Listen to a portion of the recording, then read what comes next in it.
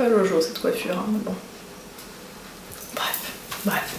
Bonjour, j'espère que vous allez bien. Je vous retrouve aujourd'hui pour une nouvelle vidéo où je vais vous parler de lecture. Vous le savez peut-être, je suis un peu une boulimique de livres. Que ce soit, j'allais dire romans de développement personnel, mais c'est plus des livres de développement personnel et de spiritualité. Et je me suis dit que ça serait sympa de vous faire plus souvent des vidéos dans lesquelles je vous parle de mes dernières lectures. J'ai longtemps hésité soit à vous parler seulement de mes coups de cœur en termes de lecture, ou de vous parler juste tout simplement des derniers livres que j'ai lus.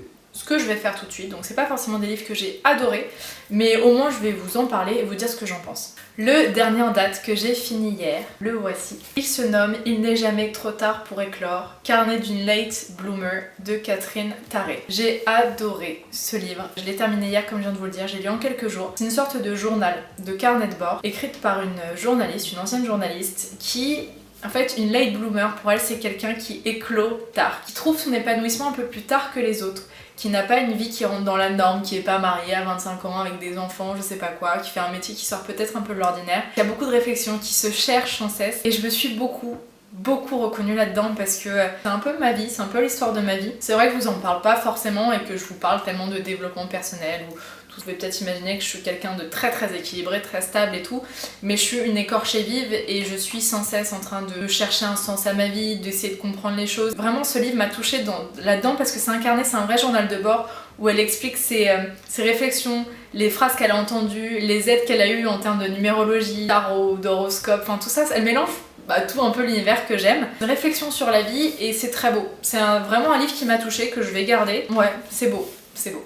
Un livre de Deepak Chopra qui s'appelle La Voix du magicien. D'ailleurs, c'était un cadeau de copine Marine du blog Inné Nocturne. J'aime beaucoup le docteur Deepak Chopra qui écrit beaucoup de super livres sur le développement personnel et surtout sur la spiritualité. La Voix du magicien, c'est vraiment... Alors, je vais vous lire tout simplement ce qu'il y a en dessous. Transformer votre vie avec l'enseignement secret de Merlin l'Enchanteur.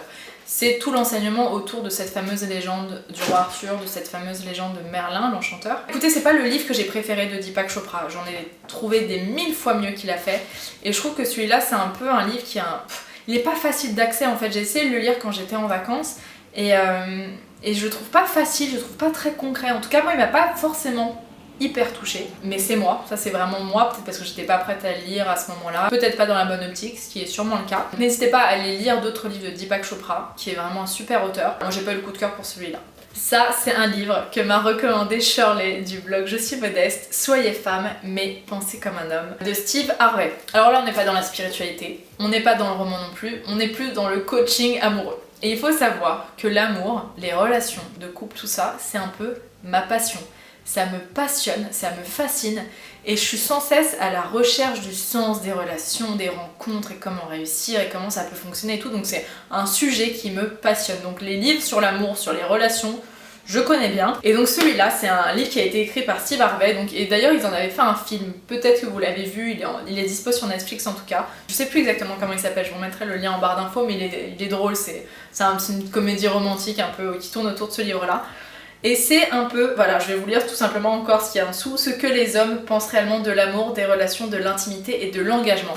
Et en gros, comment, en ayant lu ce livre, comment réussir à attraper les hommes que vous voulez. Écoutez, il est drôle, il est drôle dans le sens, c'est vrai qu'il y a des techniques, des stratégies qui sont peut-être bonnes à savoir parce que arrêtons de nous mentir, alors je suis pas du tout pour le fait de différencier les hommes des femmes, etc. Enfin, si elle les différencie, si, nous sommes différents. Mais vraiment, voyons les choses en face, nous sommes très différents sur les manières de voir les choses, sur les manières de s'exprimer. Quand une femme dit quelque chose, l'homme ne comprend pas pareil et inversement. Et donc c'est toujours bon de comprendre l'autre. Et c'est un livre qui est assez... C'est drôle à lire, c'est bon à lire. Après, je suis vraiment pas d'accord avec tout ce qu'il dit. Et surtout, je ne trouve pas ça sain de rentrer dans une stratégie concernant l'amour. J'ai fait assez d'erreurs pour le savoir. Rentrer dans une stratégie pour avoir quelqu'un, jouer un personnage, faire semblant de faire la fille distante, je sais pas quoi, ça ne sert à rien. Enfin si, ça sert, mais c'est pas sain. Et c'est surtout que ça ne donnera rien de bon ensuite. Voilà, c'est un petit conseil.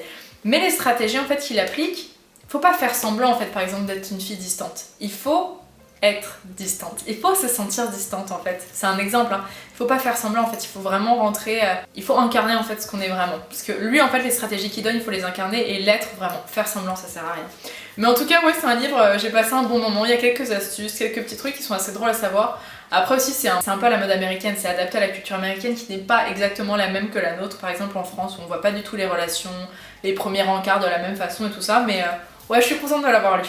Un livre dont je vous ai déjà parlé, je vous en avais parlé dans mes derniers coups de cœur et favoris, Un cours en miracle en toute simplicité de Alan Cohen. Ça c'est vraiment un livre de spiritualité, de développement personnel. L'art de passer de la peur à l'amour. Un cours en miracle, c'est, comme je le disais dans ma vidéo, c'est un peu la Bible de la spiritualité. C'est un gros bouquin qui parle vraiment de l'âme, de la spiritualité, de pourquoi on s'est incarné, etc. Il est peut-être un peu dur à lire, il est vraiment pas facile d'accès et il n'est pas concret. Et en fait, ce livre propose de simplifier le message du cours en miracle et justement de le ramener à des faits un peu plus concrets, à le ramener à notre vie de tous les jours avec des exemples, voilà, de la vie de tous les jours. Et j'ai trouvé vraiment très très bien ce livre, j'ai beaucoup aimé, je vais le garder, je vais relire, je vais reprendre des notes. Et ouais, très très bon livre. Un autre livre que j'ai adoré, un livre de Arnaud Rioux. Alors j'adore cet auteur, j'adore ce conférencier. J'avais lu un livre de lui qui s'appelle Réveiller le chaman qui est en vous, je vous en avais déjà parlé. J'ai son jeu de cartes sur les animaux totems que je trouve extraordinaire. Et là je jouais le rôle de sa vie, j'avais pas forcément entendu parler de ce livre. Et j'étais un jour à une de ses conférences et il le vendait, donc j'ai acheté. Et vraiment c'est un super livre. Je l'ai pas lu d'une traite du tout, c'était le livre que je prenais avec moi dans le métro par exemple. Donc c'était un peu entrecoupé mais il y a tellement de petits chapitres, de petits paragraphes qu'il n'y a pas de souci. Et c'est un livre extrêmement intéressant. Donc s'ouvrir à la communication du cœur. Il fait le parallèle entre notre vie, notre incarnation entre guillemets, et le rôle que les acteurs jouent au théâtre par exemple. Et lui, donc il fait ce parallèle dans notre vie, comme quoi les émotions qu'on ressent, ou voilà, les émotions, les sentiments qu'on peut ressentir en fait, il faut comprendre que c'est comme un acteur qui incarne un rôle et ça ne représente pas forcément ce que nous sommes. Ce n'est qu'un rôle que nous jouons à un moment et il ne faut pas s'enfermer dans des rôles et il faut arriver à se voir de l'extérieur, à s'observer. Ça c'est le principe de la méditation aussi. Et en fait c'est vraiment un livre qui est plein de ressources. Moi qui ai commencé une formation de coaching, j'ai dû l'arrêter entre temps, mais il donne énormément d'outils de coaching aussi que j'avais déjà appris. Des façons de reformuler, des techniques de PNL, de programmation neurolinguistique pour comprendre les personnes. C'est vraiment un livre un peu fourre-tout où il y a tellement de conseils, tellement de plein de réflexions concernant la spiritualité mais surtout développement personnel et le coaching. Vraiment c'est un super livre et pareil je vais le relire et prendre des notes et noter ça dans mon carnet de coaching. Un roman, cette fois un roman bien sûr à but de développement personnel sinon ça serait pas drôle. Marche où la vie t'ensoleille de Juliette Allais. Alors ce livre en fait je l'ai connu parce que j'ai maquillé l'auteur, je l'ai maquillé sur une émission de télé où on la recevait et du coup la présentatrice Véronique Mounier parlait de ce livre et elle me l'a gentiment passé après l'émission. C'est un roman avec plein de petites astuces de développement personnel, de spiritualité. C'est un roman initiatique, je crois qu'on appelle ça comme ça. C'est un peu le même style que La vie commence le jour où tu comprends que tu n'en as qu'une. Je me trompe peut-être pour le titre, à chaque fois je confonds, mais c'est à peu près ça, vous voyez sûrement, je vous en avais déjà parlé l'année dernière, j'avais adoré, et c'est à peu près le même style.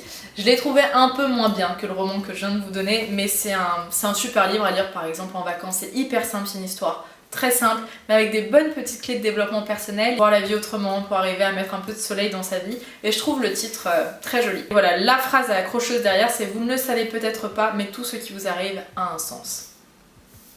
Je vous conseille quand même de le lire.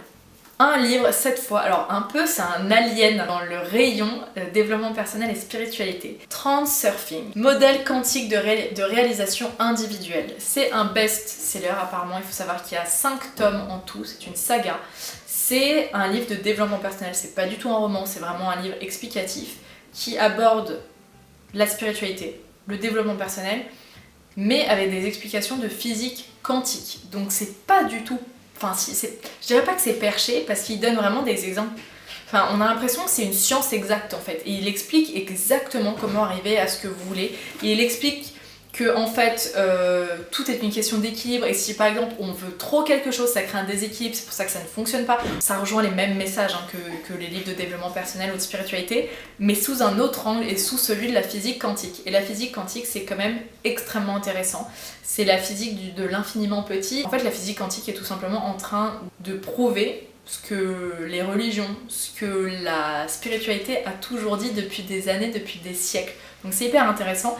Et ouais, écoutez, j'ai les 5 tomes, donc je vais les lire, je sais pas encore ce que ça donne. Il n'est pas extrêmement facile à lire, mais il y a plein d'idées très intéressantes dedans quand même. Et enfin, un petit livre, Les petits riens pour changer sa vie. C'est de l'édition C'est malin, poche, de Aurore Emmelé. Les vraies bonnes idées toutes simples pour avancer et aller mieux enfin. Ça c'est un petit livre tout simple à avoir dans son sac, par exemple pour lire dans le métro, c'est plein de petits chapitres. Ça rassemble tous les petits conseils de développement personnel, de coaching, tous les mouvements de spiritualité aussi, le lâcher prise, la gratitude, la méditation, le fait de respirer, il y a plein de petites astuces dedans et franchement c'est un petit guide à avoir quoi, c'est super simple à lire, c'est vraiment un petit livre à avoir voilà, avec vous dans le sac et qui résume très bien tout ce qu'on peut lire dans divers livres voilà, concernant le développement personnel et la spiritualité. Donc il coûte que 6 €, donc autant ne pas se priver. Et voilà, j'en ai fini. J'espère que cette vidéo vous a plu. N'hésitez pas à me dire si vous voulez plus de vidéos de ce style-là. Je pense qu'il peut y en avoir souvent parce que vous savez que au niveau de rythme de lecture, je suis à peu près allée à 4 livres par semaine tellement je suis boulimique et j'adore ça. Donc n'hésitez pas à me dire si ça vous plairait, d'en voir plus souvent. Et je vous embrasse très très fort. J'espère que vous passez un bel été. À très vite. Bye bye.